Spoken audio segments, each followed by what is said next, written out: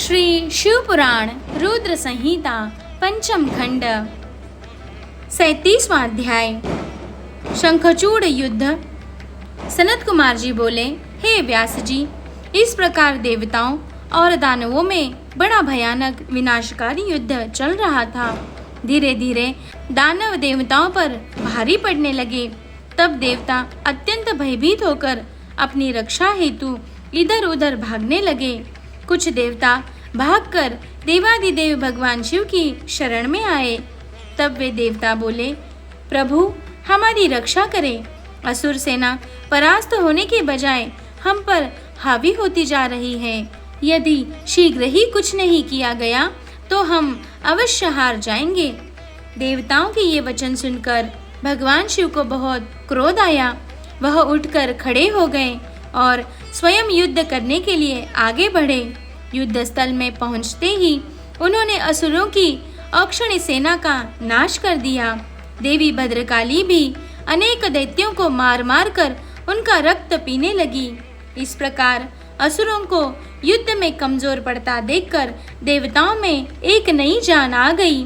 जो देवता इधर उधर अपने प्राणों की रक्षा के लिए भाग रहे थे, वे भी आकर पुनः युद्ध करने लगे। उधर भद्रकाली देवी क्रोध से भरकर दैत्यों को पकड़ पकड़ कर अपने मुख में डालने लगी। स्कंद ने अपने बाणों से करोड़ों दानवों को मौत के घाट उतार दिया।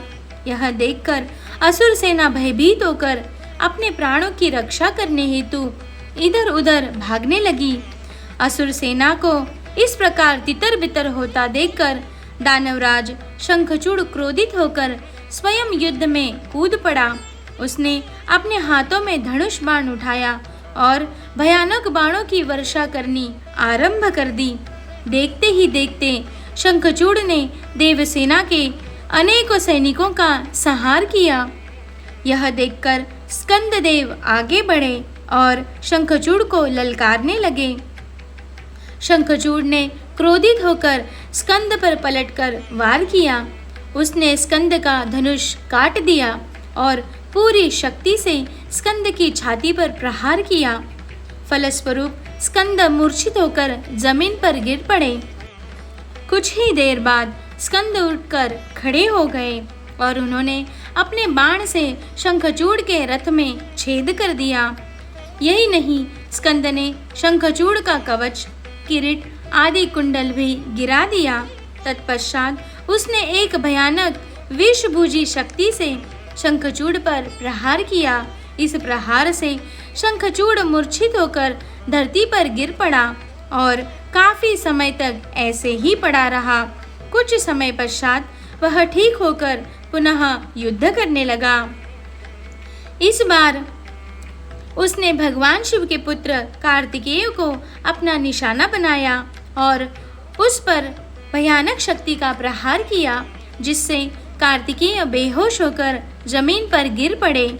तब कार्तिकेय को इस प्रकार धरती पर बेहोश पड़ा हुआ देखकर देवी भद्रकाली उन्हें गोद में उठा लिया। उनकी दशा देखकर शिवजी ने उन पर अपने कमंडल का जल छिड़का। जल छिड़कते ही कार्तिकेय फौरन उठ बैठे और पुनः युद्ध करने के लिए चल दिए।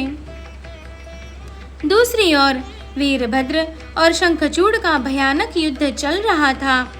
यह कह पाना कठिन था कि दोनों में से कौन अधिक वीर और बलशाली है। एक दूसरे पर वे बड़े शक्तिशाली ढंग से प्रहार कर रहे थे। देवी भद्रकाली भी पुनः युद्ध में आकर दानवों का भक्षण करने लगी।